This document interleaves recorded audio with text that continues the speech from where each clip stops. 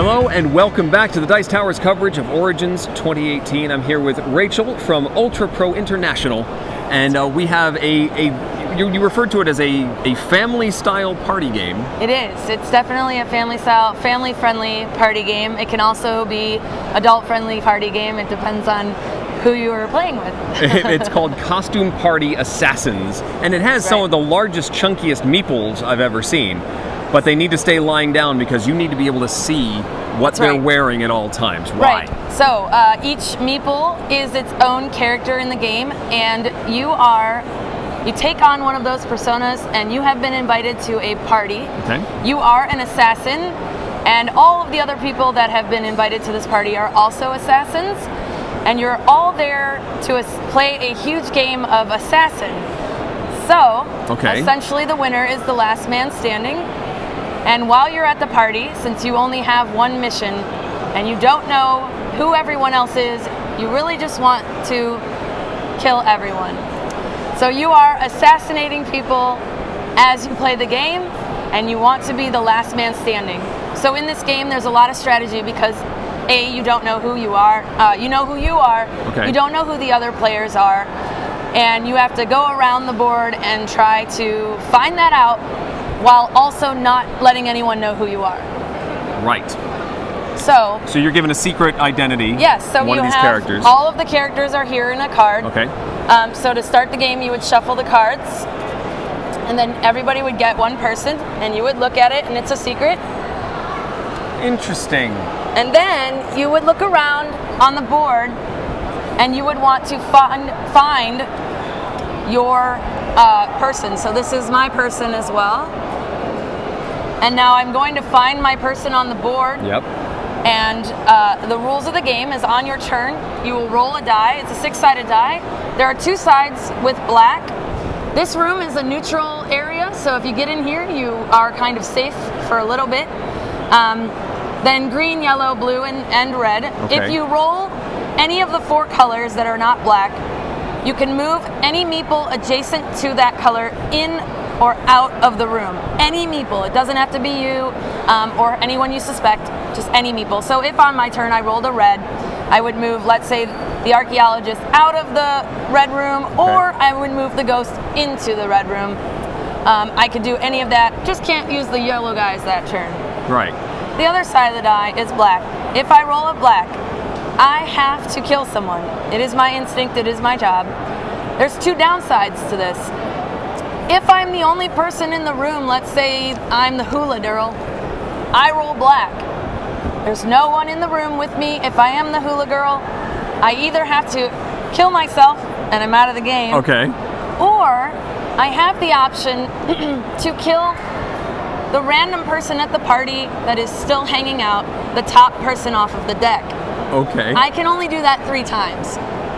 So there's only so many times that you can protect your identity using the random card. If you pull that deck and you're the only meeple that's all alone, isn't that kind of obvious? No one will know. Oh. Well, I mean, it could be obvious, or it could be that maybe there's 2 in this room, or 2 in that room, because these will all get moved around as we roll and move people around.